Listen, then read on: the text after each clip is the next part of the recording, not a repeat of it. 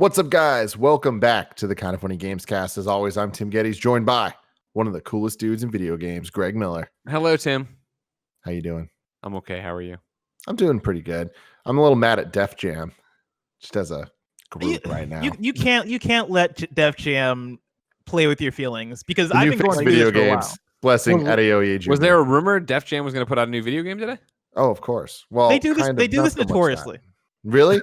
Yeah, like this is not the first time where they've teased a DefJam thing or like talked about the DefJam game and then followed up with nothing. At this point, I'm like, I don't care anymore. I don't trust y'all. We got the former informer Imran Khan. Now you got your nose to the streets when it comes to the nose to the streets, these game news and all that stuff. You know what I'm talking about, Imran? What do you know about this DefJam? They've been teasing some DefJam thing for like 3 years. I'm not sure that they're ever actually like. As far as I know, no one at EA has ever said, "Yeah, we're making a new DefJam." So I think it's just like we'd really like to make a new DefJam. Let's just keep teasing it until they do it. But did you see this most recent tease? Because I it's did some not. bullshit where DefJam Recordings tweets out a screenshot from what seems to be DefJam Vendetta. And it says, the streets saying we need a new DefJam game. The streets are saying that. I think They're the Imran worst. had his nose on the street and he has smelled that That's as a vibe. Exactly. But then they followed that up the next day with, once our Twitter hits 1 million, we have a special announcement for y'all with a game controller emoji. They then hit 1 million. And nothing. And yet we get nothing. Take back your follow, Tim. Unfollow. Yeah. I didn't follow. By the Vote time with I your looked at wallet. it, they had already hit 1 million. I don't know, man. This seems like bullshit to me. Do you think there's a chance we ever get a new DefJam? Because I don't. I I've don't already given either. it up. What would that even look like nowadays? Who's even on DefJam besides Gene now? Is J. Cole on DefJam? No. I'm looking it up because I J. cannot Cole's tell you Rock off the top. Nation. I don't know, man. True story. I didn't know till right now that the fighters in DefJam were DefJam artists. No, Wow. they weren't. You learn something new every day. You know. You do learn something new every day right Kanye here West is on the DefJam. Kind of Funny Games cast. So I'm looking at the roster right now. We got 070 Shake, who is awesome. Okay. Yeah. They make great music. Alessia Cara, who I know Fantastic. from the Logic 1-800 song, but I know she makes songs elsewhere. I'm not saying that's the only thing she does. That's just your touchstone for her. Yeah, that's my touchstone. Big Gotcha. Sean, who I think would be a great in a fighting game. Shaun White. No, that's a different Sean. No, I'm talking about All Big Sean. He made this song, I Don't Fuck With You. Great Is song. Shaun White the I don't fuck snowboarder? with you. Last skateboarder. Wait, what? He was just the worst No, last skateboarder. They Don't made give him the games for both. satisfaction. Don't give him the satisfaction. You can tell his smug look. He was fucking excited to like teach us something. No, I just remember because like he had a video game that was like heavily based on Wrigley's gum or something like that. They're Shaun like, White? Yeah, that product placement was just fucking everywhere in that game. In the Shaun Well, if White you snowboarding game? remember, that's where he started with skateboarding. Then he transitioned over into snowboarding, and that's when he started winning the Olympic medals, being the flying tomato. I But don't if you know how remember, I the missed first that. time I ever heard of Shaun White was when he was just a little boy, no bigger than a pumpkin, riding skateboards on some MTV thing, and he collided with his partner, and he got knocked out. And then his partner ran over there like a moron and picked him up and was like swinging around his dead body. Like, no, somebody gets knocked down, let them, just keep their neck steady, right, Kevin? You don't get up there and start swinging the body around. Absolutely, you got to keep him down.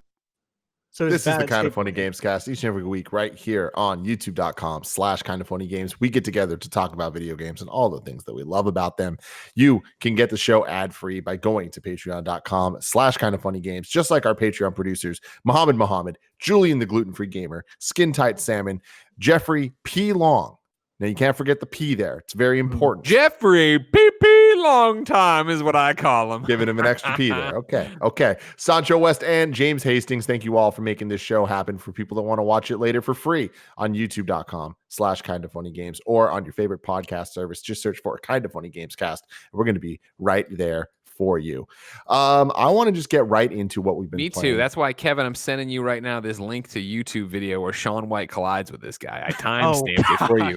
Now, I timestamped it for you, but if you want to start at the very beginning, it starts with Diamond Dallas Page introducing. Tim- I don't know what MTV show this is. Tim, just to be clear, I don't have to show this. You go for it. Why not? I don't There's know. no You think rules here. Viacom Waste of CBS is time. going to come for us? You think they're going to come for us? As Kevin's prepping this very important thing, I want to point out I didn't read off the names from Def Jam that are probably gonna be most consequential to this fighting game. Logic is on Def Jam, who like, come on, Logic's got to be in there. Yeah. I know Kanye Logic West, from his collab with that woman. Kanye West is on Def Jam, and like, who doesn't want to Dynamite beat up dropping, Kanye Greg. West? Nailed it. Justin Bieber is on Def Jam. Interesting. Like, these are names. Janae These Ives. are names. I don't know if this is okay, but I don't know what Def Jam is, and we've been talking about it for a while. So It's a One of the record most label. popular record labels. Yeah. oh, All right, so here you go. Here, hit it. Fabulous. Just watch this. Little baby Shaun White. Watch it.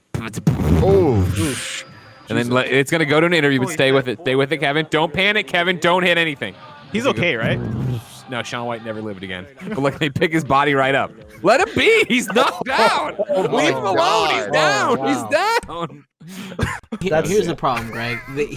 There's other skateboarders around, Uh-huh. and you know how That is true. skateboarding is. It's like a rocket. They're all high. Once you're on, at any point you just kill the person next to you. I watched You that know what? movie 90s, mid-90s, and let me tell you, I know what all these kids are doing. They take a fucking drag off their doobie, then they drop in and they harsh the gnar and they hit each other. They don't know anything about medical procedures. They leave the fucking kid down. Let a medical you got EMTs there at the X Games. Get over there. I just hit my teeth together. Let me ask you guys this: since I haven't even had a Busan yet. AKI is not really making Sonya. wrestling games anymore, so that's a potential problem for a new Def Jam wrestling game. What if they just go full ass anime fighter? Arxis makes a new Def Jam game. Would that be better or worse? better. I mean, Way that's the thing. better. So, I mean, here's the deal. When you look at the Def Jam games, off the top of my head, there have been 3. There was Def Jam Vendetta, which was the wrestling game. That was all right. Fun, but all right. Then there was Def Jam Fight for New York. Def Jam Takeover Fight for New York, I think it was called. That was more of a fighter. That was more of like a 3D fighter brawler game. Mm-hmm. Correct? Yes, because Vendetta one- actually took place in a wrestling In a ring. Yeah. Yeah, whereas Fight for New York took place in the streets, the way it In the should be. fucking streets, and it was awesome. That game was fucking incredible, and I want a remake of that with modern rappers. That would be amazing. Then there was Yes. Def Jam Icon, and that game was absolute trash. I want nothing to do with it. Pretend it doesn't exist, and let's move on. That was See, a I was PS3 listening- 360 game.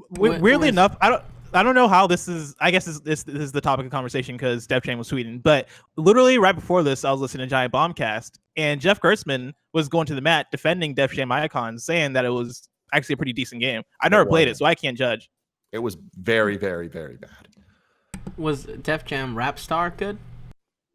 Def Jam Rap Rapstar was fantastic for one reason to me personally, which was my very first E3 was when they were promoting that game. And I happened to be walking by the booth right when Method Man and Redman went on stage to perform. And when I say stage, I mean platform that was about 12 inches off the ground. And I was this far from both of them. And no one at E3 gave a fuck. And me and Alfredo are like, are you fucking kidding me? It's Method and Red right here in front of us. And none of these jabronis even give a shit. You know what I'm talking about, Greg? I see that look on your face. I'm nodding. I I was one of the jabronis probably. Like, oh man, cool. The How High guys are here. Yeah. What an American Tim, classic. How can you forget to mention that the Takeover is the PSP version, and then they have a normal version, Fake GameCube, PlayStation 2, fan. Xbox. Fake But PSP, fan. amazing. You know what I mean? Fuck, I miss it. What the hell just happened? Did you I don't guys know. just have a weird audio crossfade issue where like everything just canceled each other out? Greg and I Kevin. heard. All I heard was Greg saying "fake fan" and Kevin saying something in the background. And I heard none of it. Yeah, they hit a frequency that kind of just went. Anyways, I was gonna have a beautiful segue from Greg's skateboarding video into my impressions of Tony Hawk's Pro Skater. Remake. Oh my god! Barrett and I got our hands on the demo. We did a first impressions. You can check that out on youtube.com/kindoffunnygames or podcast feeds. Search for first impressions. I just want to say, I don't want to talk too long about it. It's utterly fantastic. Everything they're doing with this game is more than I could have asked for. It feels right. It seems like a beautiful make good for the decade plus of horrible Tony Hawk games. The only criticism I have is they added sound effects where the characters have way too many voices. It's a lot of that, Greg. It's a lot of whoa, ha, oh yeah, woohoo! This reminds me of the time I ran into Sean White. and don't quite go on that long. There's not there are more efforts as opposed to words. But man, it's besides that, and I hope you can turn that off because it's going to get real annoying. It's like the Mario Game Boy Advance games where they took all the 2D games, just put every sound effect possible in there. Exactly. Okay. Why would you give Yoshi that voice? It just doesn't make sense. He doesn't need it, especially from the tinny ass GBA speakers where you're just like, can you please stop this hell? But no, besides that, all the quality of life stuff it's just fantastic. We already knew that the games were going to adapt the gameplay mechanics from the later Tony Hawk games like 3 and 4. But they went all out with it, where there's the trick modifiers, there's the acid drops, there's all the flatland special tricks, and you get to do all of that in the demo. Like the demo's pretty bare bones, but when you start digging through the menus, you can start to find a lot of hidden secrets and fun things. You can actually change it back to a more classic mode where it plays exactly like Tony Hawk 1 or Tony Hawk 2. I don't know why you'd want to do that, but it's there for you if you want the more pure experience of the OGs. But there's little things like, obviously we know that music's so important to these games, and they have the soundtrack that is the original from 1 and 2 plus 37 new songs. They're all mixed together. You can go into a playlist and choose what songs you like and what songs you don't. You just turn songs off, which is a nice feature. But on top of that, the songs never stop playing. So it's not like you do a 2-minute run and the song ends when you're done and you load up a next one and a new song plays. The songs play through the menu like just endlessly, which is really cool and seamless. And you can hit R3 at any time to skip to the next track. So it's like, it's just little things that I'm like, man, these motherfuckers, they thought about like what people are going to care about. And they just have really, really done a good job with it. I can't wait to play more. Imran, have you got to play it at all? No, because I figured it's coming out in a couple of weeks anyway. I was probably just going to wait. But now I kind of really want to try the warehouse demo because that all sounds super cool. Like it sounds like a game by people who are big Tony Hawk fans who've just been like kind of watching in the background, like, why the fuck are these motherfuckers messing all this up? Like this would be so easy. They actually made the game they want to make. Absolutely. And so far they're nailing it. What I love so much is it's a 2-minute demo that doesn't even have goals in it, and your stats are all the way down. So it's like you can't really do too much. But already me and Barrett have been texting each other back and forth, like outdoing each other's combos and runs in single session. And it reminded me a lot less of when Mario Odyssey came out and you and Barrett would go back and forth with the Koopa races and stuff. And it's just like, I love that type of arcade gameplay, and I love it when it turns into a competition with your friends. But I also love when it's like you kind of start creating your own goals where I'm like, all right, I have these 3 specials. I want to make sure that I hit a 900, a McTwist, and my special 5-0 grind all in one combo. And then, 10 minutes later, after failing, like you get it. You're just like, hell yeah, baby. And I'm so happy at that. I'm so happy with the return of this because I've also gotten to get my hand on the warehouse demo, and it's been so interesting playing this back to back with Skater XL, where Skater XL, I've complained for weeks about it being just so empty as far as I've complained for weeks about this game. I don't stop playing, and I don't. and that's the thing is, I don't stop playing the game. Like I am like fully addicted to Skater XL, and the way I've described it on shows now is that like I am at the point where the streets are my content. Like I'm going on the streets and I'm essentially approaching this game as if I'm skateboarding in real life, where I'm like, all right, well, there's not really a point system. There aren't really like goals or challenges or like, specific things that are set out for me to do, but I'm going to go out here, I'm going to do combos, and I'm going to essentially skate for myself. And playing that warehouse demo, which doesn't, what was that? You're a soul skater. Is that what they call it? A soul skater? Mm-hmm. Damn, people that's like it's from like one game, the Suds and Puds or whatever. The Suds and Puds. It's Brink, motherfuckers. Brink. And what team were they? Team Pup and Suds. So fucking close. So Imran, I get that point, right? Yes. Thank you. That is a soul skater is like the same kind of corny shit that where I remember watching Step Up 3D, and they had people that were called Born from a Boombox, BFAB.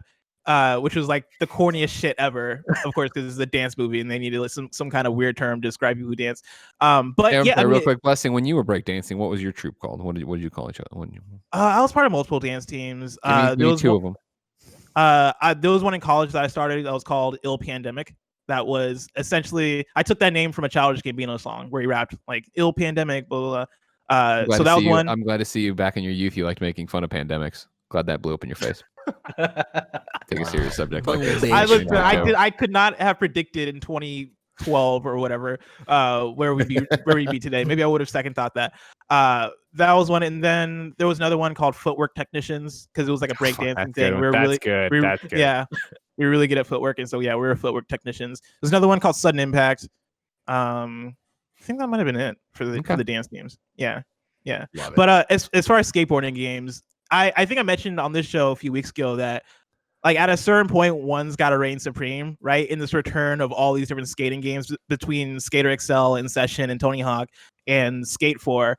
And I'm at the point where I'm on the opposite side of it now, where I'm like, the more the merrier. Like after having all my fun with Skater XL, after jumping into the warehouse demo and being like, oh yeah, even without objectives, like I'm still having a blast. There's something about the pure act of skating in a video game that is just fun regardless. And I don't know what is unique about skating as opposed to every other activity in video games that by itself it can just be fun, but it works. I'm all about it. I can't stop thinking about you saying the streets are my content, and I feel like that would be a great like life slogan.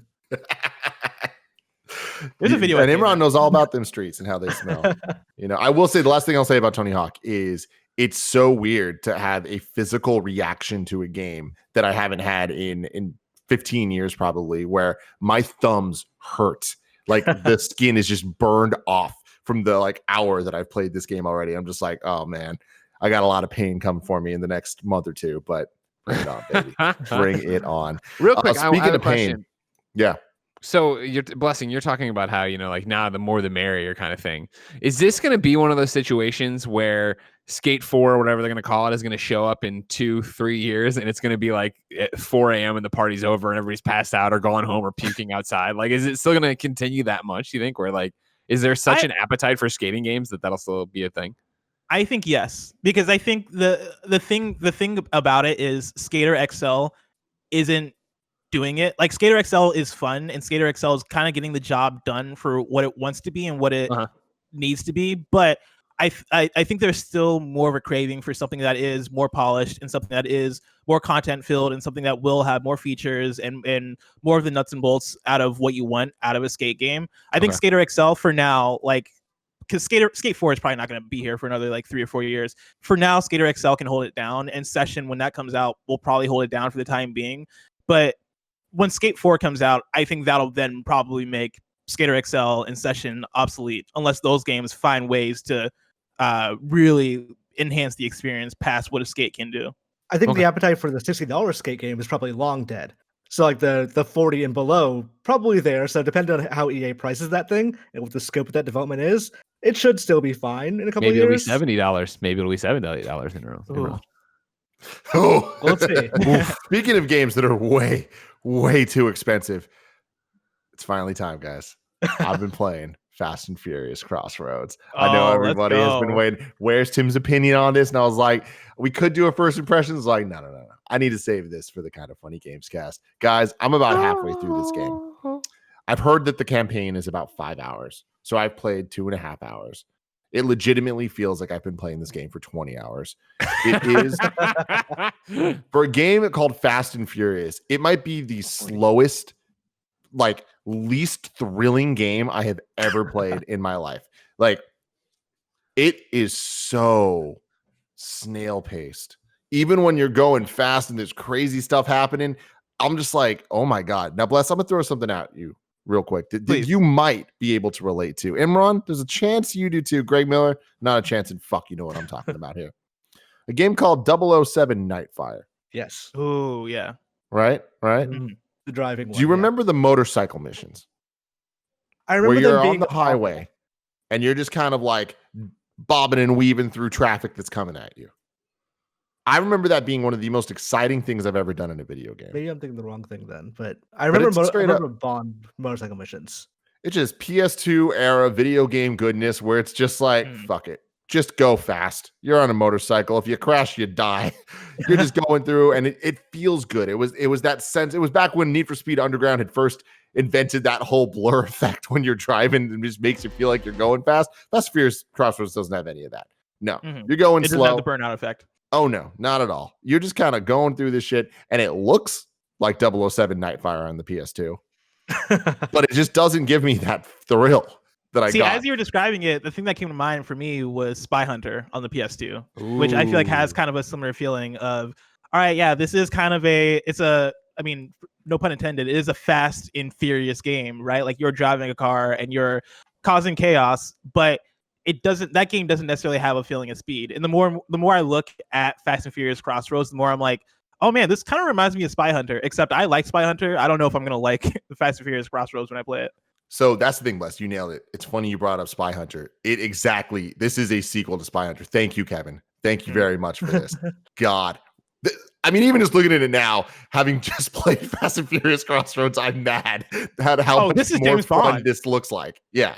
Yeah, I thought this was Fast and Crossroads Furious for a second. Yes. Yeah, no, this I is was like, legit oh man, a this game looks PS2 better than I thought. But you see the sense of speed you're getting here? Like, this just isn't in the game. And I'm like, how do you manage to fuck up literally the first word in the title of this thing? And the Spy Hunter comparison is very apt, where it often is less about racing and more about weird gadgets or hacking vans in front of you, or following different police cars and seeing where they end up going and all this stuff. None of it fun. The one thing that I will say that makes this game absolutely worth it is the bonkers ass Fast and Furious story. Is Vin Diesel there? Yeah, dude. Yeah, he is. Michelle Rodriguez? Bet your damn ass. Tyrese? Any of the other actors? No, they didn't make the cut. But we do get them. And then we also get two new characters. The main new character played by the woman from Walking Dead and Star Trek Discovery, Greg. Well, Michael Burnham. She's Michael Burnham in the thing. Yeah. Sonequa something. Baron something thing. I'm on it. Anyways, she's awesome. She's fantastic. And there's so many stupid Fast and Furious references. I was tweeting a couple of these as I was playing, but like, you literally within the first 10 minutes of the game, you introduced to her car. Sonequa Martin Green. There we go. Martin Green, not Baron. And it's a 69 blue Camaro. Nice. And they reference that like, oh, they fished it out of a lake in Florida. And I'm like, oh my God, they're legit referring to the car that Paul Walker and Tyrese drove into the lake at the end of Too Fast, Too Furious. That's awesome. And it's like they don't drive it home enough for people that like don't have a stupid knowledge of the Fast and Furious movies like me. So I'm looking at this and I'm like, somebody really cared making this. Like someone cared so much that Suki is name dropped multiple times. The pink car driver. The person who cares about this has a name, and it's Vin Diesel. All right, he's invented a cinematic universe here, and I'm sure this was one of his things. Like, listen, you all know the cinematic universe. We need to make sure everything is connected. Everything is connected. The man's name is Andy Tudor, and he is the director of this game. And I've went down a rabbit hole of reading every interview that he has done about it, and he cares. I didn't know someone cared about Fast and Furious more than me. He does. He cares a lot, Tim, and I appreciate it. How exciting it was for Andy Tudor, you said? To go up to Vin Diesel and say, in the car, yeah, it's the one from Fast 2. Vin wouldn't have done this one. No, I'm sure Vin was like, I wasn't in that one. I wasn't in that one. No, he knows it at this point. Yeah, anyways, the game is fucking ridiculous, and it doesn't feel good to control. It doesn't feel fast. It doesn't feel thrilling, and at the end of the day, I don't want to keep playing, but I have to get to the end, Craig. I have to. So in the Vin Diesel video game cinematic universe of Riddick, Wheelman, where does this sit? Oh my God, dead last by a long shot. This is a $60 game, and there's a $30 season pass, which makes this a $90 experience. These motherfuckers are crazy. Crazy. More movie content or I'm what? Shocked they got Sonequa, what's his name, Martin Green?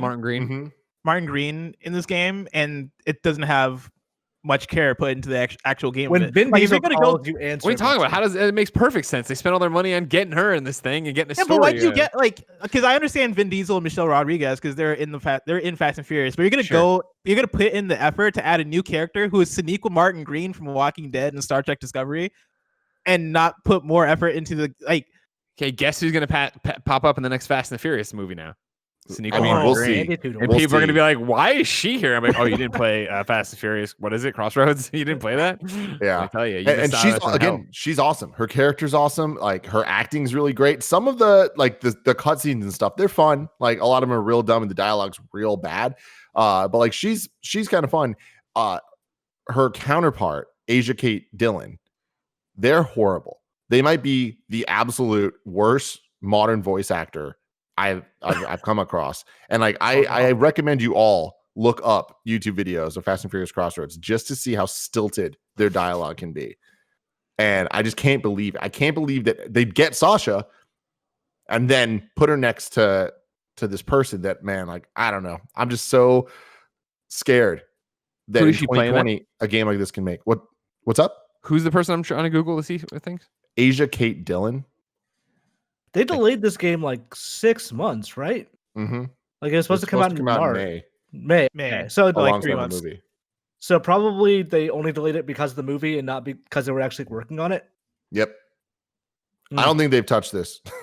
If I'm being honest, in 2 years. It was the closer for Game Awards. It was that's the thing. Like, there are quite a few things about this that blows my mind. One is, yes, it was the closer at Game Awards, which, wow. When you have the option to have Vin Diesel come, you let him pimp whatever he wants. But then also the fact that we've gotten a movie license game of this ilk in 2020. I think that in itself is kind of neat, honestly. Like, that's the thing, Bless. I'm gonna give it to it. Like, it is kind of neat. It totally is one of those shitty movie license games. And playing through it, I'm just like, wow, this is such a nostalgia trip for something that I don't want back. But like, it's a very familiar feeling playing this game. But anyways, the fact that it's $60 is just egregious. I will say, if you want an alternative to this, Spy Hunter 3 on the PS2 starred Dwayne "The Rock" Johnson, who is one of the stars of Fast and Furious Presents Hobbs and Shaw. And so you can play that and pretend that you're The Rock's character from Fast and Furious. Play Spy Hunter, play Wheelman, play them together, and you have a better game than this. Exactly. So this game is horrendously priced, but it's not the only game horrendously priced. Imran, what you been playing? So after I finished Last of Us, I was like, okay, video games are kind of a bummer. I'm going to play something like very small and like lighthearted. So I started playing, Tim, a couple of weeks ago, you mentioned you finally finished Peggle. I was like, I wonder if there's a Peggle on the iPhone. There is. It's Peggle Blast. It came out like 3 years ago. Downloaded that. Half that game is fucking amazing. The other half is just pure, unadulterated dog shit.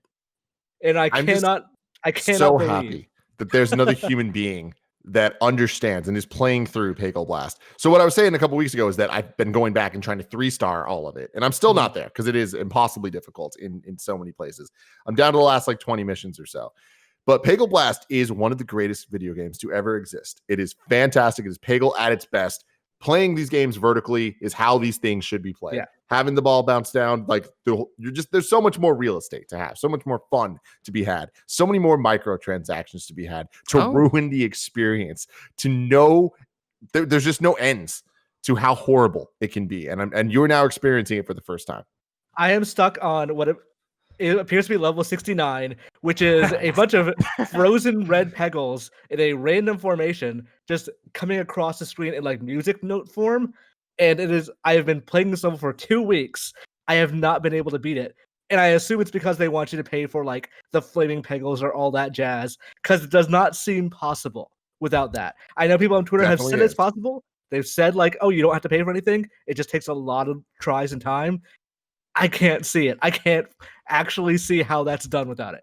So I beat the game without using any of those bottom left power-up moves a single time. Mm-hmm. But I told you need to cheese this shit. And you're just cheesing the microtransactions because you're only allowed to play a couple times. But if you retry, if you reset your game before you lose, you get unlimited tries. It's annoying as shit, but it works. So I discovered that based on the fact that it was faster for me to close it and restart than it was to watch the ad. Mm-hmm. And this is my first like real exposure to mobile game ads. Mobile game ads are fucking stupid. They're just like, I'm 99% sure none of these games actually exist. I don't know what's going to happen if I click this ad, but it's not going to take me to a game. It's going to take me to some Russian site that like steals my credit card number. Virus. Yep. Yeah. Because it's all like, which of these two women is actually the shoplifter here? It's like, what what am I supposed what would this game actually be? Then almost all of them are like they will say wait 4 seconds to press the X so you can like move past the ad. But there's another like 4 seconds on another screen to move past the next part. So this is one, I can understand doing ads or doing microtransactions. Doing both seems like it's just too far. And if it were not for the ads, if it were just like stamina and microtransactions, I'd probably toss a couple of bucks there. I'd probably be like, okay, sure. I like this game enough. I will give it a couple of dollars as like a tip jar and use it to spend past this fucking terrible level I'm stuck on. But because it's both, there's like a part of my brain that's going like, that's what they want you to do. They want you to pay that money. I won't give in. I'm Imran. I got to be principled about this. So the most likely situation is I'm just going to give up at some point.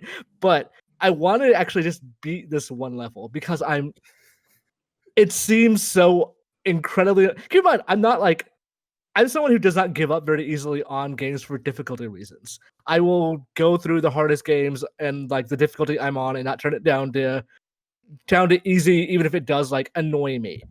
But this one, I'm just like, I'm so close to just throwing my phone across the screen or across the room because it's not difficult for any good reason. Yeah, that's the one. Overture. That level sucks ass. It's 3 stars, baby. 3 stars. Damn. How, Tim? How? Damn. I don't understand. Let's go. Oh man, what a game! I wish my problem with it is not only is it egregious as fuck, but they took Peggle 1 off. Like Peggle Classic and Peggle Knights is just gone from the App Store. Like, you can't get those games anymore. The only Peggle Knights is what I was looking for. Is Blast, and it's so lame. Just play Round Guard. Just play Round Guard with that blockade. Okay, so here's the thing. Here we go. I Here really comes like Imran. Round Guard. It's just if it's not in portrait mode, and that becomes more annoying. It's a huge issue, man. That's fair. Like if they just put that game in portrait mode, like through a patch or whatever, update or whatever, I would love that game. It's a fantastic Peggle but having to hold my phone with 2 hands means I have to like focus more on what I'm doing. It's not a thing I can play on like while I'm laying on my side in bed or things like that, which seem like nitpicks. But if I'm already playing a phone game, I want to play that like one way. Remember, I think it's $25, maybe $20, you can buy it on PlayStation 4. So there you go, Imran. Just play it on a big screen TV. You know what I mean? That seems like the exact same thing as holding a phone with both hands. But sure. It's very big now. It's very big. It's very, very big. That's true. Bless. There's a game called 3 out of 10 that you want to talk about. What is this? Yeah, so I got hit up to preview this game. It's an indie game from the developers of Mother Gunship and what is the other game? Tower of Guns. And that would make you think, oh man, okay, they're putting out a new first-person shooter that's going to be a roguelike kind of thing. And they're putting out a game that is the exact opposite. So 3 out of 10 is basically, it's hard to describe it in genre because it's kind of genreless, but it is closest to an adventure game where you're playing in episode 1. It is an episodic game, so there's 5 episodes. Right now it's exclusive to the Epic Games Store and it's free, which is pretty awesome. But you're playing as a character named Midge who comes to this studio called Shovelworks Studios.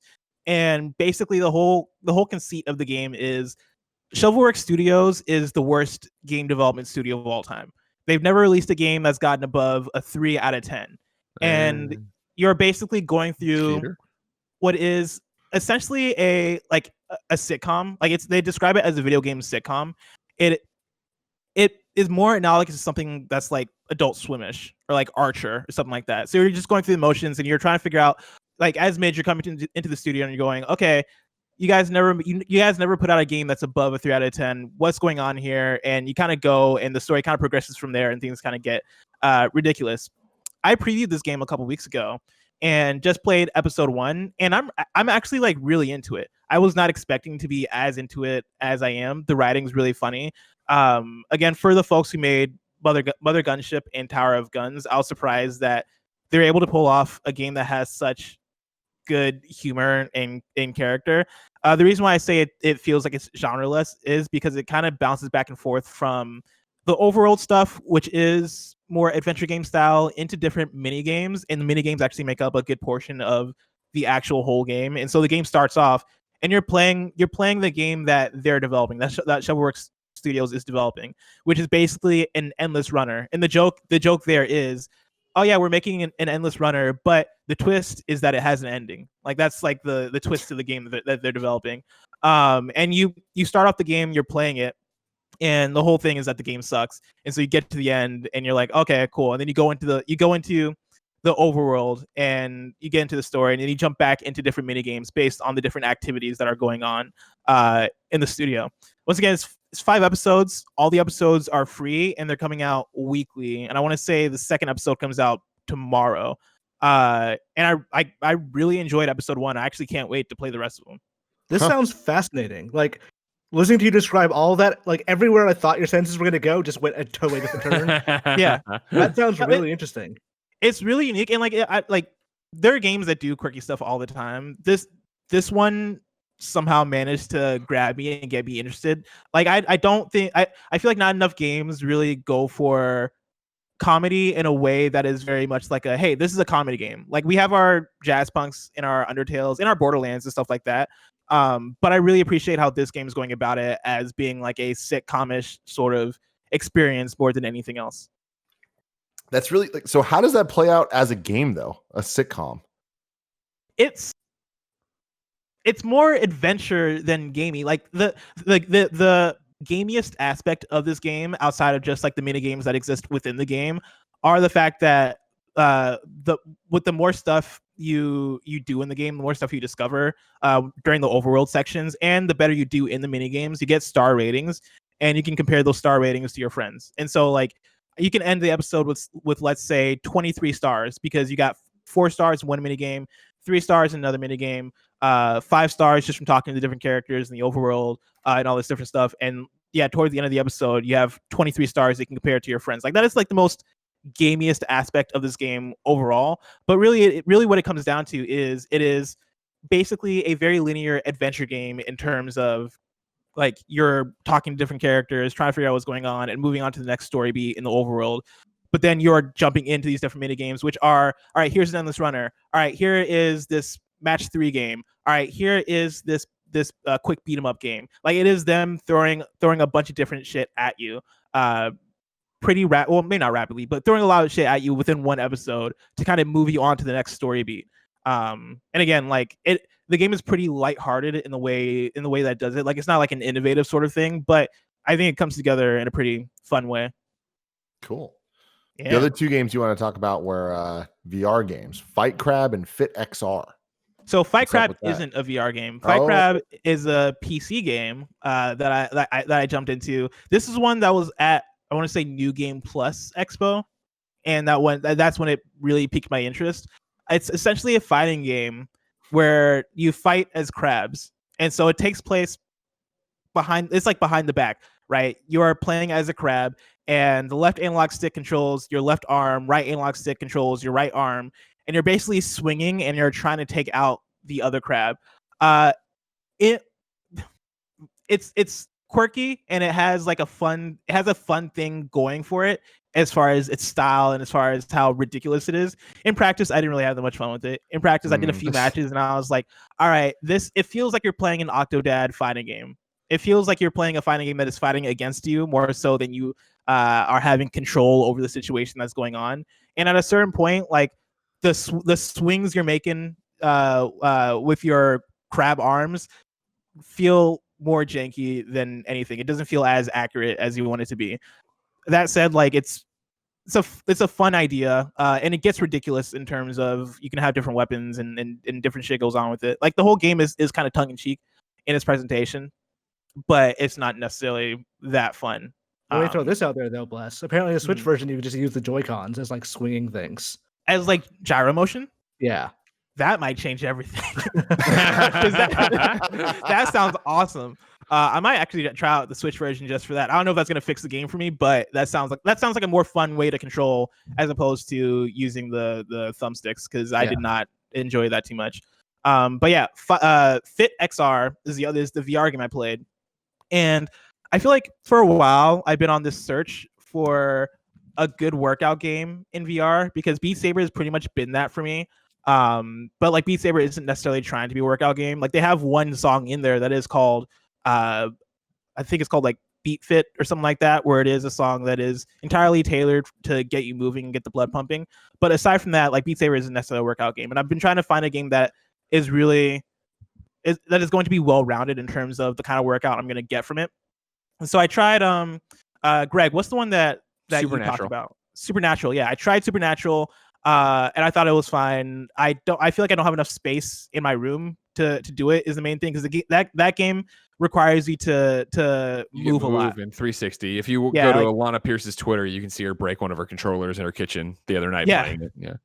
Yeah, and like that's kind of the fear I have as I'm playing the game, is like you're doing like a lot of spinning around and a lot of turning, and at any point I feel like I have to peek under my VR headset to make sure I'm not about to hit something else, and I don't like that type of distraction and fear as I'm trying to be fully immersed in this workout experience. And so I kind of gave up on that. And also that's like a monthly subscription sort of deal, and I was like, all right, cool, I'm good. I don't want to keep paying for it. I tried this thing called, I think it's called O-Shape. It's either O-Shape or On-Shape, which is basically I forget what show this is from, but there's like game shows where there's like a thing that's coming at you and you have to shape your body in a certain way in order to get through it. The Wall. Yes. It's basically that in VR form. That I thought was pretty fun, but I got bored of it pretty quickly. Fit XR is my latest venture into trying to find the perfect workout game. Trying not to die during quarantine from inactivity. Exactly. And basically it's a boxing game, and I think it used to be called Box VR, and they recently changed the name to Fit XR for whatever reason. And it has kind of a similar thing as Supernatural, where you jump into it and there are these different kind of trainings you can jump into. You can do all these different types of sessions. I've only been doing very quick ones, so I haven't really gotten like a full workout experience from it yet.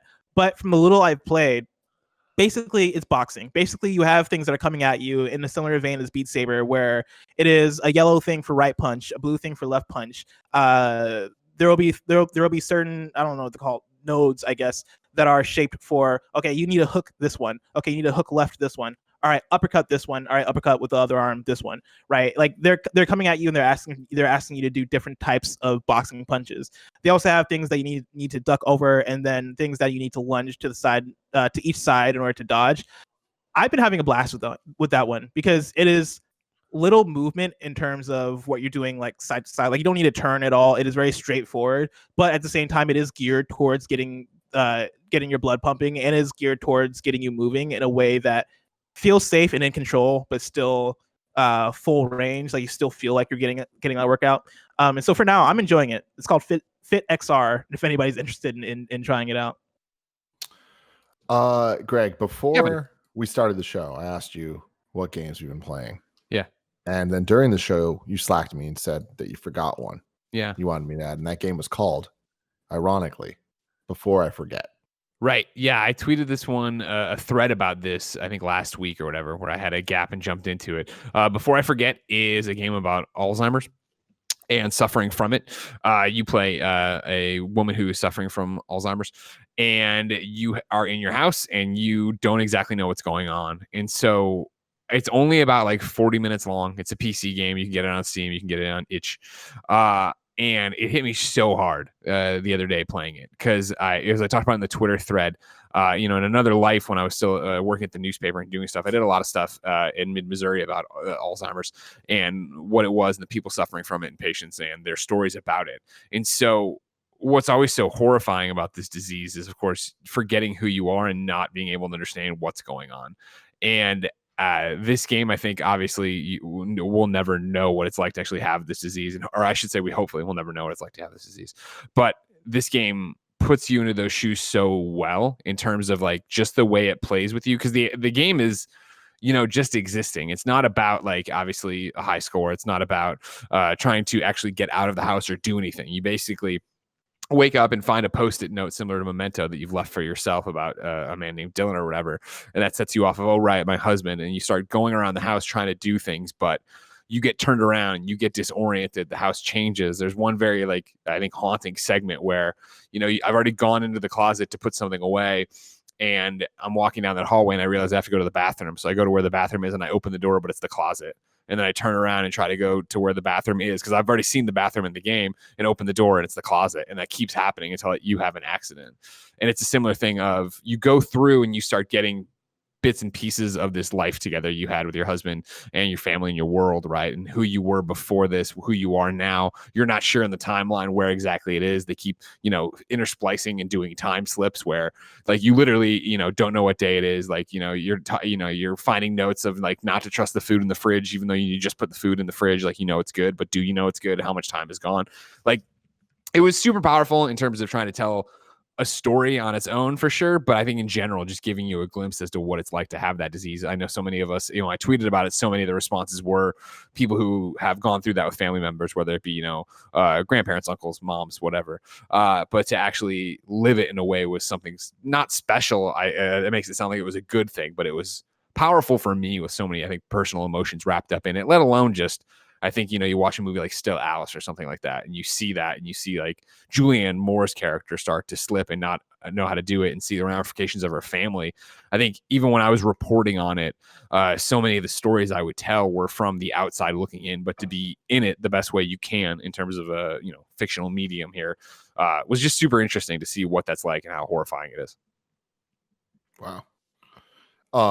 The other thing you want to talk about was the Genki converter dock. Right, yeah, because outside of the stuff I've already talked about, Talk to Death on PS I Love You or whatever, like Fall Guys, or we're playing Shadow right now for a Shadow of the Colossus for a review on PS I Love You next week. I fucked around and got re-addicted to Animal Crossing, where I went and did the IGN charity stream a couple weeks ago, showed Brian around my town, but I was very upfront of like, hey, I really haven't touched it since 2 months after launch. So I've been off for 2 months on top of that. And I was like, the day I did the IGN stream was the day they announced the new fireworks update and some of the summer stuff they were doing. But more importantly, they teased the fall content for next month, or in September they'll talk about it, and showed the little pumpkin. And I was like, when fucking Halloween happens, when the leaves are changing color, when it's fall, when we're Halloween, when it's Thanksgiving, when it's Christmas, I'll be full blown back into this and doing shit. But even having said that, tooling around to get my island in shape for Brian to visit, I then started doing I'll just go in there and see what's in the shop today. Oh, I'll just go in there, and sure as shit, now I'm doing big time renovations on the island. I built an outside podcast studio right here. You can see I'm still waiting up the chairs, but you see I have all the things set up so we can do the show there. I got mic stands in there. I got chairs for the audience. I got studio lights. And as luck would have it, in the middle of that, do you know what the Genki dock is, Tim? I do not. It is this. And what this is if you're an audio listener, I guess, think of something about the size of a pack of matches, maybe a fatter, lighter.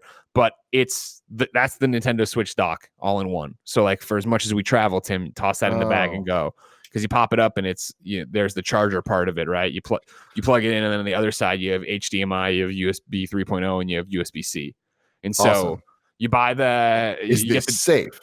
Yes, exactly. No, yeah, of course. We all remember when originally the Nyko dock was out and was screwing everything up and eating people's things and bricked it. And granted, to their point, remember that Nyko went and actually refunded those and fixed your switches and yada yada yada. No, this one on their website has a laundry list of why this is different and how they understand what they're doing, and this will not brick your Switch, right? And so no, it's just a super small portable charger that does everything. And so rather than have to drag the dock when we do go somewhere, right, you toss this in there with USB-C and then an HDMI cable. With it comes with everything except the HDMI. The box itself has everything except an HDMI in it that you would need. It's also got different power plugs for it, so when we go abroad or whatever. But yeah, you plug it into the wall or the outlet, you put the HDMI into it to the TV, and then you put a USB. Thank you, Kevin, for bringing this up over there. A USB-C into it, and then into the base of your Switch, and bam, you're up and running on it. So I was while I was screwing around with Animal Crossing and building and selling and doing all these different things, I was using this and having a great time. I think when we're back on the road, it'll be so great, because that is the big thing about it, where I bring my Switch with me all the time on the road, or to go visit people, right? But I so rarely bring the dock because it's just such a chunker that I don't have it with me. I always have a USB-C to USB-C, and I often, with the PlayStation, drag around an HDMI cable too. So it's just those little things, and then this little guy. Yeah, it's pretty great. That's really awesome. Yeah. The question that I have is I wonder if this allows for the GameCube controller adapter.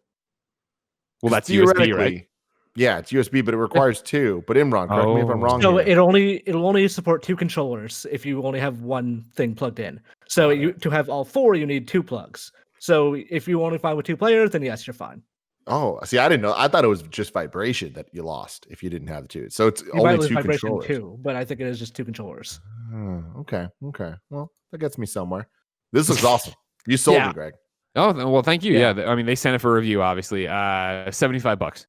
But also the things rated well enough. I'm reading the side here. USB Type-C holes good enough for MacBooks, iPad Pros, iPhones, Androids, accessories. Yeah, it's got the audio or the USB for controllers. The Ethernet thing would work. USB drive, and then obviously output anything that takes HDMI.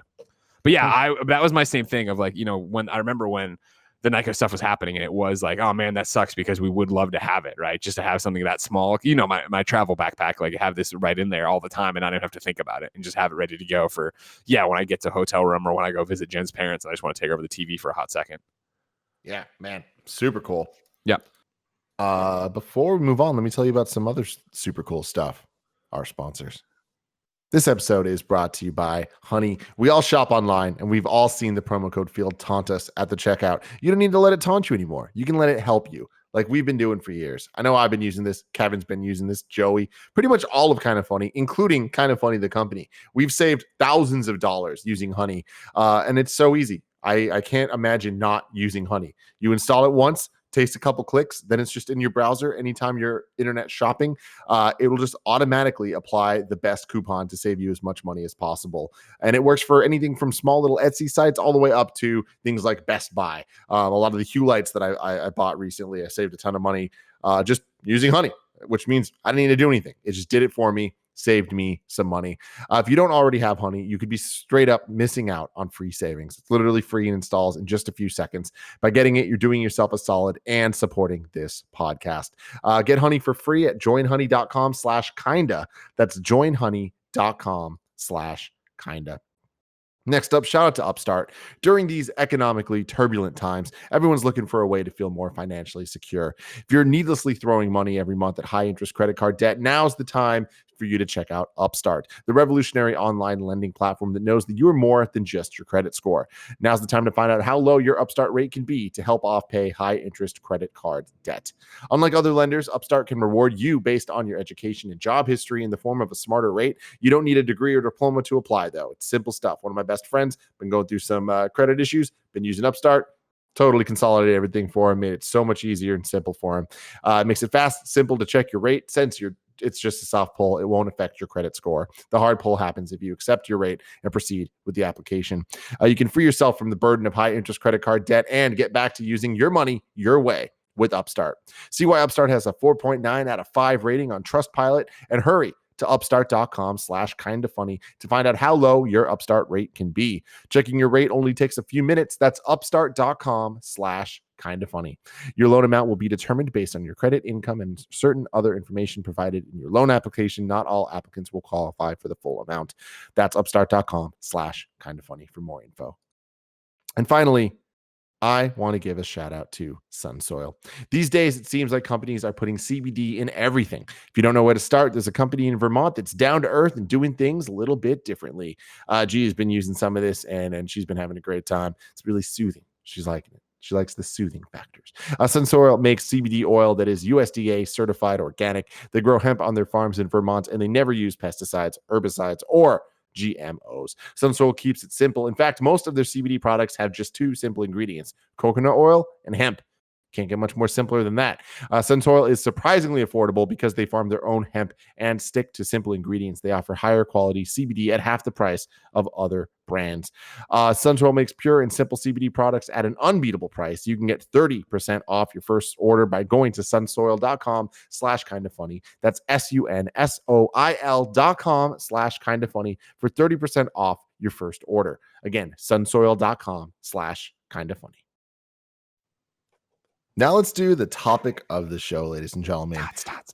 What does the rest of the Switch's life look like? Imran and I were on Games Daily last week, and this kind of came up lightly, and I was like, this seems like a bigger conversation that I want my boys Greg Miller and Blessing Adeoye Jr. involved in.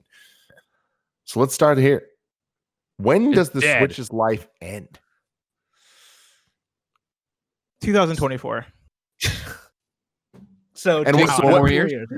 So what does that mean to you, though, Bless?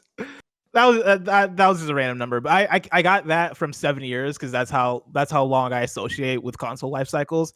But like, who knows, right? Like, it's Nintendo. Nintendo tends to do things differently, and so how long did the Wii U was not that great of a console, and so maybe it lasted shorter than it would have. But how long did the Wii U last? 2012 that came out. 2017. So I was like not even 5 years. End of 2012 to beginning of 2017. So like more like 4.5, but yeah. And how long was the Wii? The Wii came out in what, 2006? 2006 to 2012. So that was a longer one. GameCube was end of 2001 to end of 2006. It's like 5-6 years is how long you probably expect Usually, from a console, from a Nintendo console. Yeah, Wii U, they hit the parachute button and like, no, get the fuck out of here. Like, we're not gonna be able to do this for much longer. The rest of them have been like a fairly standard 5 to 6 years. Switch is more successful than most, so I assume that would, like, the Wii I think would have lasted longer if not for the iPhone and the casual like audience kind of leaving the Wii to go do that stuff. The Switch is a kind of a different beast.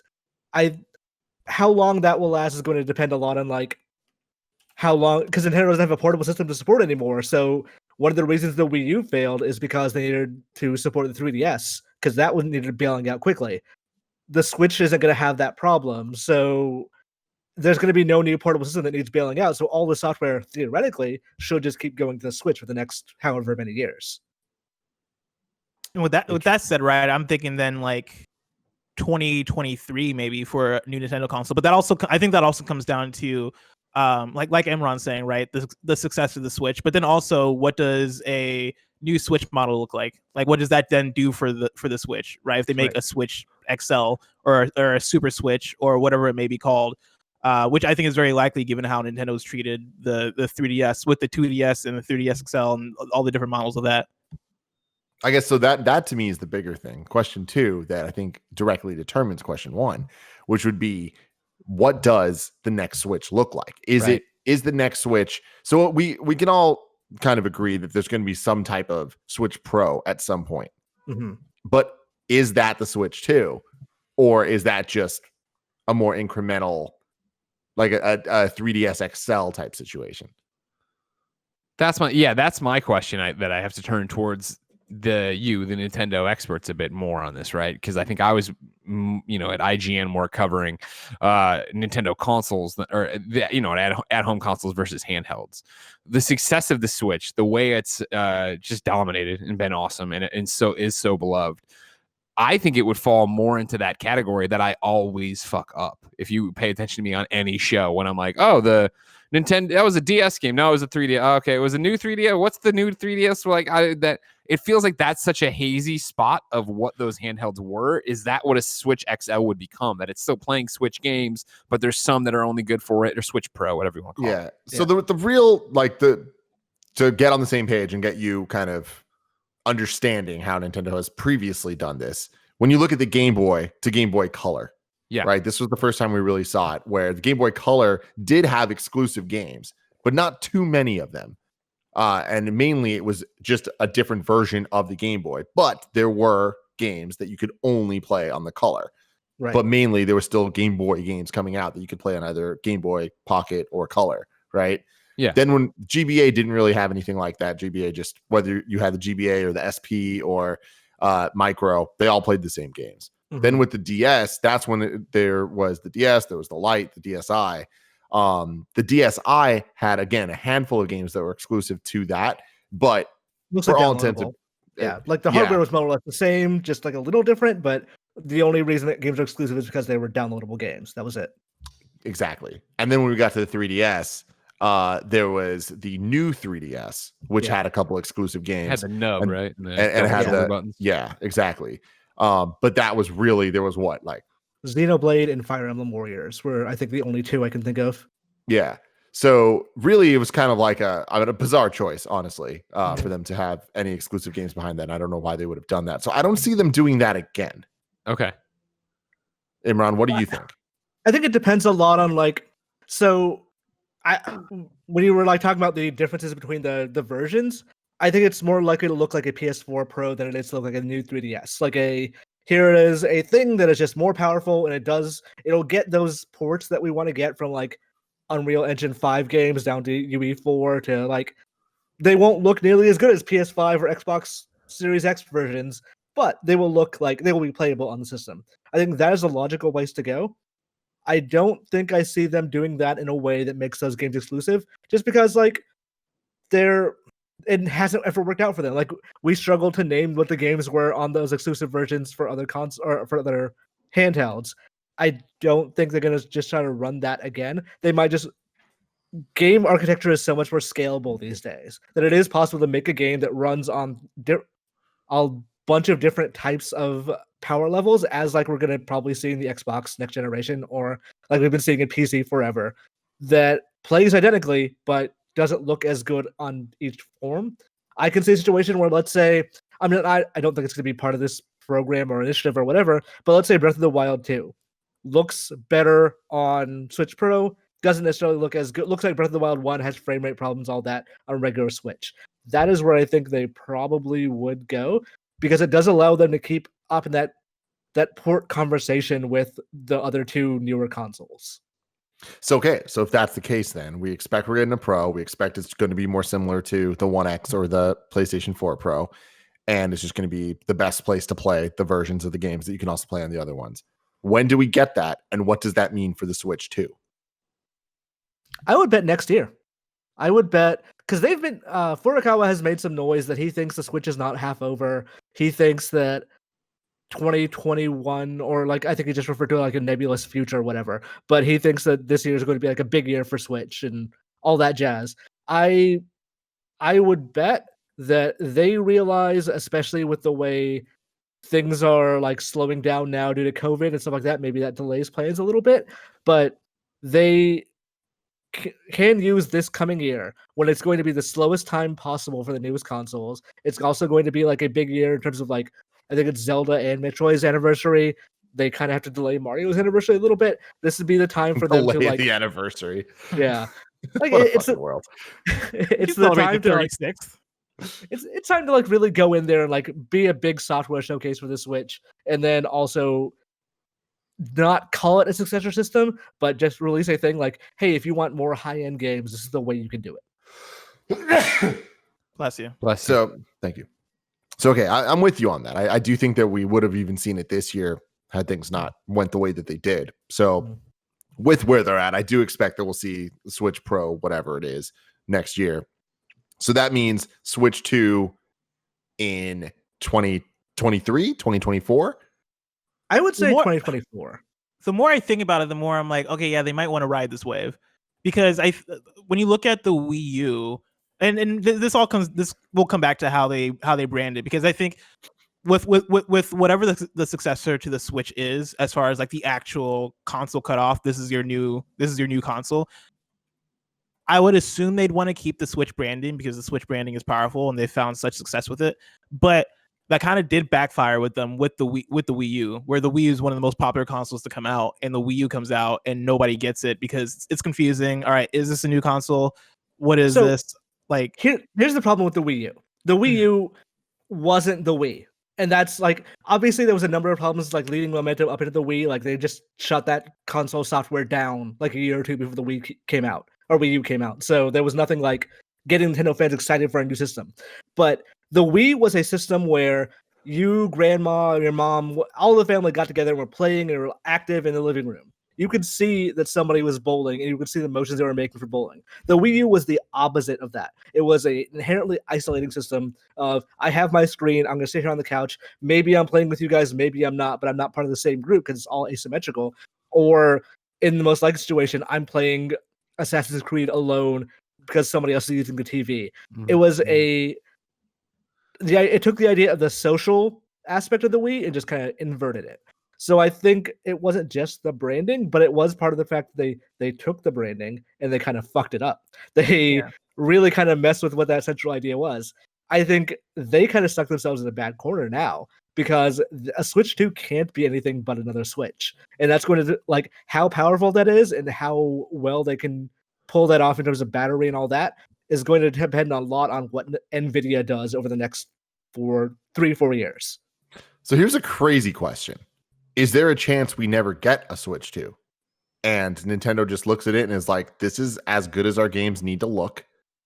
people like Animal Crossing where it's at, Smash Brothers where it's at, Mario Kart where it's at. Like the list goes on, and it's just kind of like there's just going to continually be new pro versions. Yeah, but it's like Xbox. It becomes the Switch platform, right, or the Nintendo platform, or the iPad would be a good like comparison for that. Like, why really?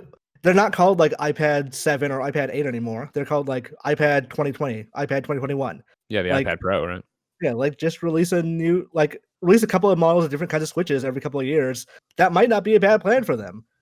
And that's what you figure they've been doing already with hardware refinements, right? Where even though they're not making a big deal that the new Switch in this red box gets a better battery, but it does have a better battery. And we know that, and we care, and we buy those Switches because of that. Yeah. You figure if they could just keep doing that, and I think that's where the Pro gets interesting, or whatever you want to call whatever the next version of this iteration of the Switch would be, where, yeah, we still have the Switch Lite that, you know, Gary's daughter can run around and play with, and it doesn't dock and nobody cares. And then we also have the regular Switch, and then or they phase that out and they just move on to having what the new Switch is, the Switch Pro is, and put that on the box for a little bit, but then fade that out that there is just the Switch. Yeah, I think what they were doing with the 3DS and making those like slightly more powerful versions of that handheld is kind of gearing up for what we're talking about here. The thing is, I feel like for Nintendo, they're the type of company to want clear messaging in terms of, hey, this is your Switch and it can play all our games. And I feel like a handheld version of a thing called the Switch though.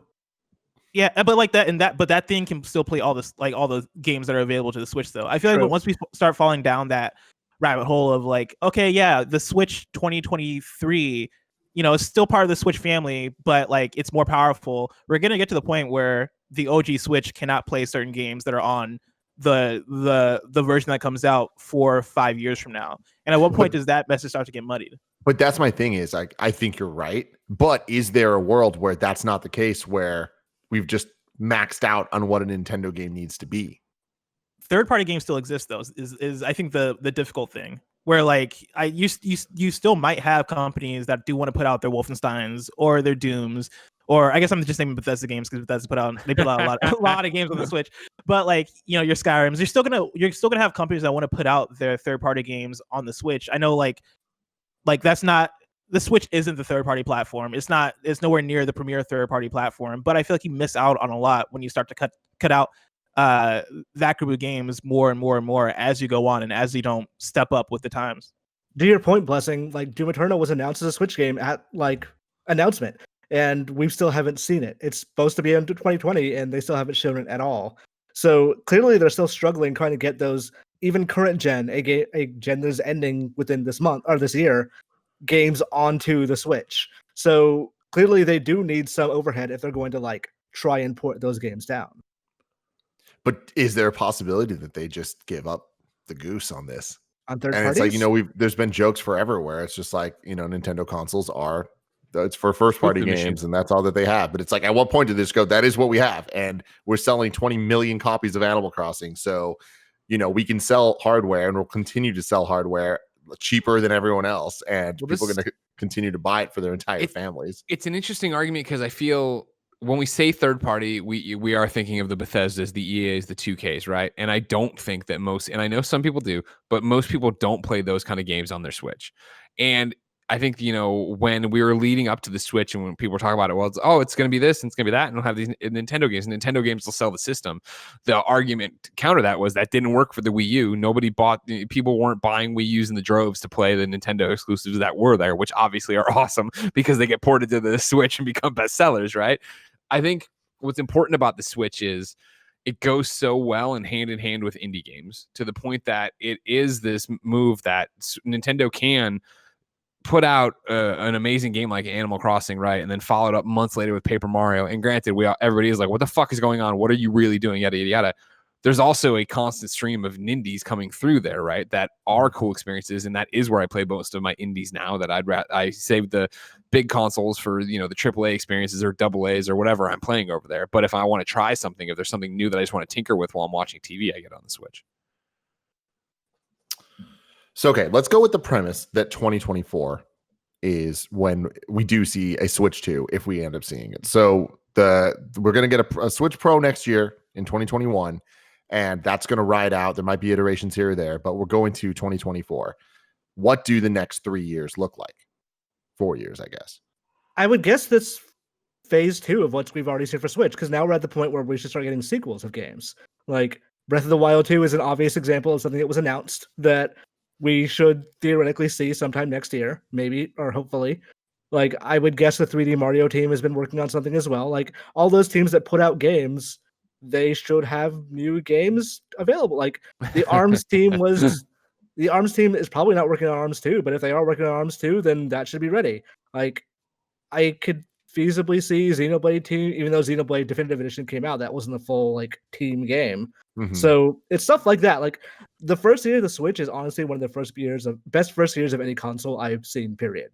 Because it was month to month to month, every big Nintendo hitter. I think that kind of crippled them a little bit over the next couple of years, but it does mean that all those the refractory period of that is over, and they can also like in 2021, 2022, we'll probably start seeing the next big things. Like Animal Crossing, I bet it's not just, oh, we added swimming, and that's what we've been working on for the last couple of months. I bet it's more, hey, we have a big expansion we're working on, that's coming in, and that's going to go as DLC for the next one. This game's still going to sell another 20 million copies. So the next Animal Crossing, or not a next Animal Crossing, like an expansion that makes people still buy that original game. Got it. So before we go into the new stuff, let's start with the old of Wii U. We have very few games left to port. Mm-hmm. Where is the remix? That's a very good question. So what games do we expect to see and not to see? So what do we have left? We have NES Remix 1 and 2. Mm-hmm. We have... What? You don't think it's going to happen? No, I mean, maybe they will, but they always seem like such a weird experiment that, like, even Nintendo seemed to just quietly forget about those games. Yeah. They were fun, though. They were neat. I wish they would have gotten weirder. Yeah, that's true.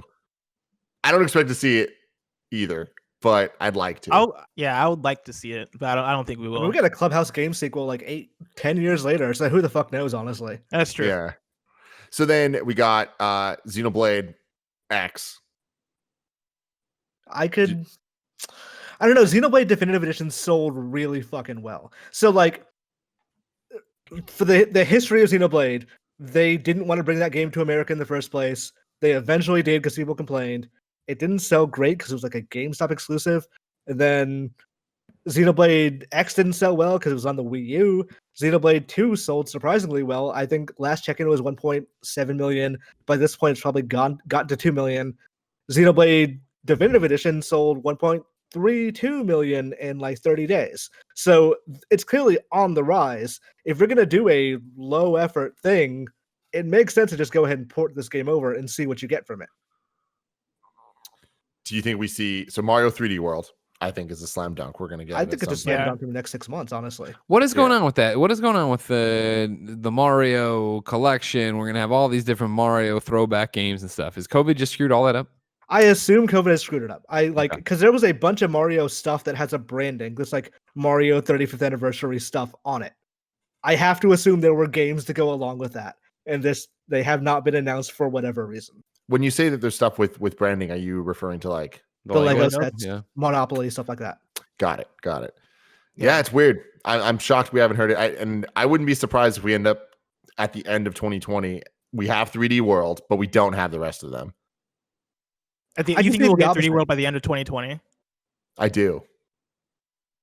I feel like we have to get a Nintendo game. But 3D World, I don't think 3D World is a fall game is the thing. I think that game comes out at the very beginning of the year, if it comes out, or maybe like toward like June-ish. Like that doesn't strike me as the type of game we release in the fall for Nintendo. But what if you don't have anything else?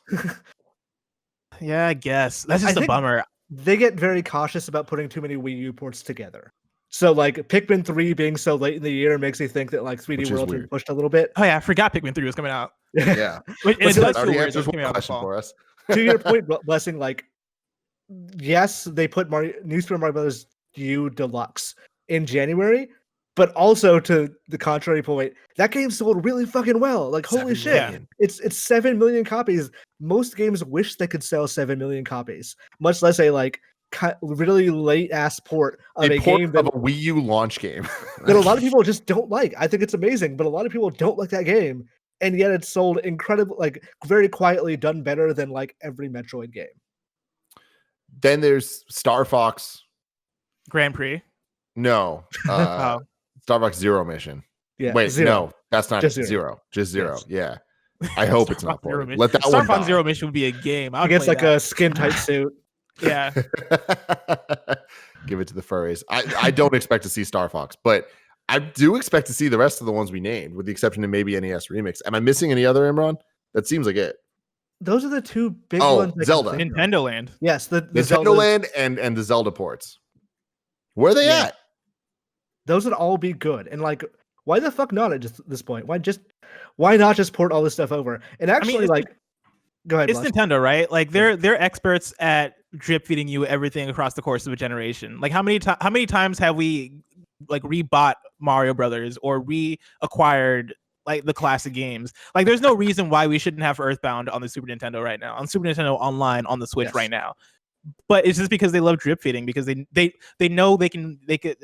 And now I feel like I'm treating Nintendo as like, I don't know, man, like some kind of abusive master or whatever. But if they know they can string us along over the course of an entire generation and have us there, and like we'll be fine with it because there's nothing we can really do about it. Like I think that's the main reason why we haven't seen the Zelda games be ported again, is because they know. Like I think they could push a button and make that happen, but that button isn't getting pushed until it's time for them. It's one of the things that actually kind of worries me, speaking of like the Switch 2. What do they do next generation? Because this generation, they got everything under one console brand. So there's no more like, oh, this team is doing a 3DS game. Well, I'd love them to do a console game. So it's all one thing. But they're not going to have like ports that no one played again. Like there would be a situation, they're not to be like, hey, this on Switch 2, here's Mario Odyssey. It's like, no, 13 million people bought Mario Odyssey. They're not going to buy that again. It's not the same thing as putting in 3D World, which is a fantastic game that nobody played. Yeah. It's interesting. So, I mean, like moving into newer stuff then. So, what do you expect to see from the Odyssey team, Imran? I bet they are working on a new game, like a new 3D Mario. But It's gotta be Odyssey too. Does it though? Yes. The only time they've 100%. ever done like a direct sequel was Galaxy 2, and that was like we had so many ideas that we had to like make a new game. Here they put 900 fucking stars into a game. Like I don't know I don't know that they're immediately going to be like, we have so many leftover ideas. I think they do though, because it wasn't that one of the rumors you had heard early on that they wanted to start thinking about DLC and what they would do with these different Mario worlds they would put in there, and then like wait, we have so many things. Why not keep going? Why not wait and put that all out? There were some like I remember people talking, like at least guessing there was DLC, because there was like an Io Delfino that was initial the initial art for the game that was taken out by the actual final game. So you were like, oh yeah, we might be going to Mario Sunshine. Wasn't that in the final game? I don't think so. I don't think it was on the world map in the final game. Maybe I think it might have been. I think it was. Okay, if you're wrong, let me know. That would be great. I'm looking at the chat. Chat, tell us. But yeah, Give us a Luigi Mansion Planet. Come on. Oh my god! But I think that's the thing though, is with Mario Odyssey. I'm sorry to interrupt you, but like Mario Odyssey, I think that game had so much success, both critically and in terms of like it selling. Like it sold really well. I think it'd be easier to return to that formula as opposed to trying to create something again from the ground up, because you already have, like, mechanically it's already there. I'm sure, and they'd probably want to do something new, but if they did reuse the captain mechanic of taking over different enemies, I'm sure folks would be fine with it. Like I think a Super Mario Odyssey 2 allows you to go and do those crazy things that you weren't necessarily able to do in Odyssey 1, like go to Isle Delfino or like do a Luigi's Mansion World, which I don't think they would do, but I think would be super awesome if they did. Like I think a Mario Odyssey 2 could be hey, Mario Odyssey 1 was a return to form and a celebration of Mario. Mario Odyssey 2 is us going bonkers and really getting creative and taking these established mechanics that, for all intents and purposes, work perfectly. Like the way that game moves and flows and controls is like that game has some of the most perfect controls I've felt in a video game. I think you don't let that go to waste. I think you go right back to the well and use it again. So the thing I forgot about until actually right now was that there was a job listing the other day for EAD Tokyo, which is the Mario, like 3D Mario team, that was asking for a 2D level designer. which that could be, the 2D levels in Mario Odyssey style things. Of where you popped on the wall. Yeah, or it could be, maybe they've taken over the 2D design, like Mario games. Maybe that's their next project. If that team made a new 2D Mario game, I'd lose my fucking mind. Like that sounds like fucking music to my ears. Wow. I hope that's the case. I think it's Mario Odyssey 2. And even that, I'd be super happy with. Like, I think that, again, looking at Nintendo's past to predict their future is a futile effort. Like, there's very rarely patterns that actually like pan out. And the moment that there is a pattern, they do something completely out of left field that changes it all up. But trying to look at some patterns here, like we've never gotten like since the NES a Mario game with a sequel on the console of like a core Mario game, right? With the exception of Galaxy and Galaxy 2. Mm-hmm. So getting 2 3D Mario games that are like from the ground up with the brand new gimmick, I think is going to be a lot to ask for. Especially like given the years and time frame we're talking about here, where I think that they're gonna run with the Cappy stuff longer. There's more to be done there, especially when you can go back to those levels. Those levels were already so big that they can kind of like have a whole bunch of new levels and then also have a couple more fleshed out ones, like I forget the realistic Dragon Kingdom. Ruined Kingdom. Oh my god, I loved Ruined Kingdom for the 5 minutes it lasted. But imagine it lasted an hour. Like that could be that'd be really cool. And I think that that game would sell in droves. So what would get you more excited at an E3, or maybe not an E3, at a Nintendo Direct at the ending? If we got a Mario Odyssey 2, or if we got a Mario Galaxy 3. Oh God, I think I like the Galaxy games a bit better than Odyssey. I do too, but I think an Odyssey 2 would actually get me more excited. I think that Galaxy between 1 and 2, I want Galaxy 1 and 2 in HD playable. Like I want to replay those. I don't know that I need more Galaxy though. Like they really they did it. Galaxy 2 nailed it. I think Mario Galaxy 3 would set the world on fire. I personally would prefer Odyssey 2 because I like Odyssey better than Galaxy, but I think Galaxy 3 would get the bigger pop than a Mario Odyssey 2. What about Sunshine 2? No. Can you imagine? People would be like, God damn it, Nintendo. Throwing laptops out of their windows. Oh, actually, let's say they make a new Galaxy or a new Odyssey. Then they do that troll trailer. Then they do the Nintendo thing of logo comes in, fades out, do another start scene. It's Mario wearing Flood. Just for like one level, it's Mario with Flood on. Yeah, dude. I'm like that would be so great. I think that's the type of shit you could do in a Mario Odyssey 2. Like I think Mario Odyssey 2, if they wanted it to be this, could be a bigger celebration of Mario than Mario Odyssey 1 was. Because like one of the big things that came out in Mario Odyssey 1 was the New Donk City, right? And how that game was a celebration of the original Donkey Kong. And we also got like more Mario 64 references later in the game.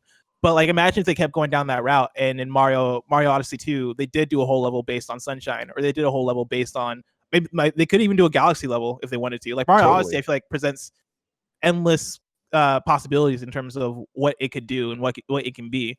Yeah, I mean, all they would have to do is have an Al Delfino level and have like the water Mario, I forget his name, Shadow Mario. Running around, yeah, exactly. Running around, and then you Cappy him, and then you get Flood or some shit. Like, I'd be into that.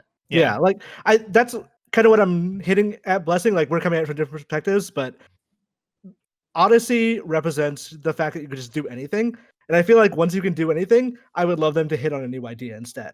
Not that I dislike Odyssey at all. It's just that this team makes so many fucking great ideas. I'd love them to just do a new thing, hone in. Yeah, that makes sense. Sure. So we expect to see a new 3D Mario, whether it's Odyssey 2 or something like that. We know we're getting Breath of the Wild 2. We know that Metroid Prime 4 is happening. We know that Retro is making it. Okay, so we skipped past Breath of the Wild 2 a little fast.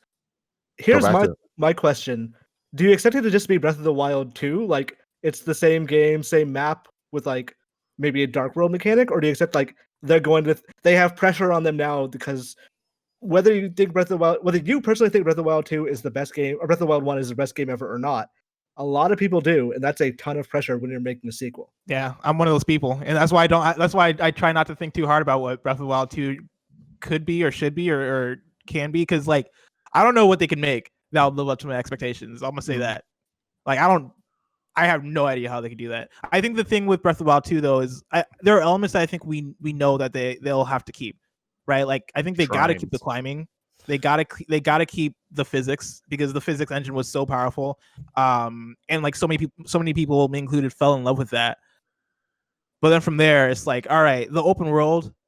You imagine that they'd make somewhat of a different world, but how do they do that if it's a sequel? Does it all take place underground? Do you change the existing world in meaningful ways that, like, well, I don't know. I don't have these answers. I mean, Zelda's proven to us a million times they can take the same world and make it slightly different, whether it's a dark world or the past or low rule or whatever the fuck. Like they can do some shit. I very much expect Breath of the Wild sequel to be a Breath of the Wild 2, where it is more of what you love from it, but with traditional dungeons. And I don't think it'd be as many as a normal Zelda game, but I do think that we'll see a lot more than just the 4 beasts that we saw in Breath of the Wild. I think that there will be actual like Temple of Time and Water Temple and that type of stuff, which is really all I need from the game for it to be super rad. But no, Nintendo, they're going to do something like more Majora's Mask-y and different. Yeah, that's what I want. I want like every Zelda sequel, the direct sequel has been fucking weird. Like Link Between Worlds, Majora's Mask, they've taken the idea of, hey, you know this world already, let's fuck it up. And I want to see them do that. Like I forget who I was talking to, but they suggested make it like Link's in one time period, Zelda's in another, and you switch between the two. Like that would be cool. I want to see them do something strange, knowing that you already know what Breath of the Wild is. So let's subvert that idea. I think whatever they do though has to maintain the same tenets as I keep wanting to say Mario Odyssey, as Breath of the Wild 1 though. Like as I'm playing through Shadow Colossus right now, and I'm not going to spoil the conversation that we'll probably end up having on PS I Love You. One of the things that's coming back to me as far as one of the reasons why I love Shadow Colossus, and it's the same reason why I love Breath of the Wild so much, is those games have such an uninterrupted sense of mystery and discovery that that never feels like anything's getting in the way. Like Breath of the Wild, my biggest complaint with it is probably that I did not care about the story in that game or the characters really. Like for the most part, the story is whatever. Like it's a Zelda story, cool. You know, Link's doing a thing. Zelda's also doing a thing, and Ganon's doing a thing. But you know, with Breath of the Wild, I was fine with that because cool. Like I'm very much immersed in this world, and I am exploring it, and I am doing my own thing. Don't let story get in the way of what I'm doing right now. Breath of the Wild 2, from the one trailer that we gotten from it, it seems like they're setting up some stuff, which seems exciting because I like the idea of this vast, cool, amazing world getting some narrative splashed into it that I actually care about. That said, for Breath of the Wild 2, they still had to find a way to make sure that experience feels uninterrupted and that you're engrossed and that it isn't like, I don't know, like story that is interrupting you at every moment of trying to figure out what's going on in this dark world, or like you switching in between Zelda and Link. Like I feel like they wouldn't want to overcomplicate what that current Hyrule is. I think Ghost of Tsushima actually kind of hit the nail on the head of what they might be going towards. Of that game is also very linear. Like we talked to Nate Fox here a couple of weeks ago, and he said Breath of the Wild is one of his inspirations for that game. But there's also serial linear quests. So I think it will be one of those things of you have complete freedom to do whatever you want. But if you want to get on this quest, here's this like number 3 of 5 or whatever. Like whatever way you want to tackle this quest or whatever order you want to take it on, that's the way we do it. But we still want to have you down some kind of path. I would like that. So Metroid Prime 4, we're getting it. I mean, let me start there. Are we getting it? I would assume so. I would assume that it like completely rebooted development when they said it did, which was January of 2019-ish, I think, was when Takahashi that video of like, hey, sorry, we thought we were working this game, but we had to give it a retro. So I would not be shocked if we saw it like for the first time sometime next year, but I don't think we'll actually like play it until sometime 2022. So with that, do we ever see another retro game again that's not this? I've talked to enough people that have said they were working on a thing. But whether that thing is actually still going to come out, whether it's like sitting there waiting for the finishing touches or maybe like even ready, I have no fucking clue. Star Fox Grand Prix. Who knows at this point? That's honestly what I heard it was. I have talked to people who I trust who have like seen videos of that game running. I don't know for sure. I can't like personally never seen it. But I think this game is going to be very make or break for Retro because they've not put out a game for 2015, so 5 years, and it'll be another at least 2 years before we see another one. So if Metroid Prime 4 comes out and it's bad, I don't think Retro is long for this world. Maybe it becomes an asset creation company at that point. Man, that is the worst thing I've ever heard. That's dark. That's a dark thing. Real dark. So with that, do we ever see a Donkey Kong Country sequel? I fucking hope so. And if so, who makes it? Dude, give it to an indie dev. I'm down for that. Like honestly, I'm struggling to think of who I'd want to develop it, but like in the same way that what'd you say? Platonic, the ukulele. Yes. Yes, that is who I'd want to develop it. That's actually a very good poll because Ukulele in the Impossible Lair was actually really great. It's straight up Tropical Freeze, just with a different concept. Huh. I jumped to Yacht Club. That's who came to mind for me. Yacht Club would be great too. Yeah. Yeah. No, for sure. But I do you want a Donkey Kong Country game that is in the same vein as Returns and Tropical Freeze? Like, do you want another one of those or something that reinvents it? I do. I would love to see a Donkey Kong end to the Returns trilogy that actually returns to the OG, like the King K. Rool and the Kremlins and all that stuff. I never cared that much about the Kremlins. Like they've always been like cartoon villains for me, so it's never those complaints have never like hit me as hard. It's not so much a complaint as much as it's just I'd like to see it like go back to that a bit more of a traditional thing instead of like Tropical Freeze.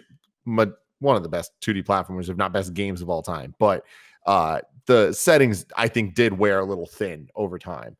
And like, I'd like to see a little bit more variation. See, if you played, OG characters come back. If you played Donkey Kong 64 on the Nintendo 64, you'd understand why the Kremlins are so important to the Donkey Kong world and the Donkey Kong universe. They're very menacing villains. So now I want to get a little crazy and throw some franchises out there and see if we think we're ever going to see them again. F-Zero. I could see it. Mario Kart 8 has done so fucking well. Like, it makes sense to diversify with another racing game somewhere along the line. Punch-Out. I want to say yes, but I don't think so. Really? Why do you think not? Because the only people who would make it these days is Next Level, and Punch-Out didn't sell as well as Luigi's Mansion. So I expect that whatever they're working on next is either going to be like their own dream game or another Luigi's Mansion. Which with Luigi's Mansion, do you think we're getting Luigi's Mansion 4? Because I totally do. If I were Nintendo, I would have them on Luigi's Mansion just because Federation Force just did so badly. But yeah, I think they would be on Luigi's Mansion 4 if I were in charge of the money. That's what I would put them on. Then, I mean, with Mario Kart, I know we've talked about this a lot, and even on Games Daily we did, but what do we really expect to see from the Mario Kart franchise by 2024? I think next Switch for sure has one. This one, I think they're probably done with 8. I think like they're not going to put a 9 out this generation because I hate that. Technically, Mario Kart Tour is 9 because that is the Mario Kart team. That is a brand new game with new tracks, new character. Like they added King Bob yesterday or something. Everyone is saying so many dark things this episode. No, I don't stand by it. The game's still, what is that? 24 million copies just on the Switch, not even including the 12 million or 8 million on Wii U. Like it is a ridiculous proposition. But I think I bet there is a thing called Mario Kart 9 sitting somewhere on a computer, but it's not being deployed because Switch sales have not slowed down. Yeah, I mean, Mario Kart is that game now that I identify with selling a console, and I feel like Mario Kart at this point has to come out toward the beginning of that life cycle. I know, like Mario Kart, 8 or 7 for the 3DS.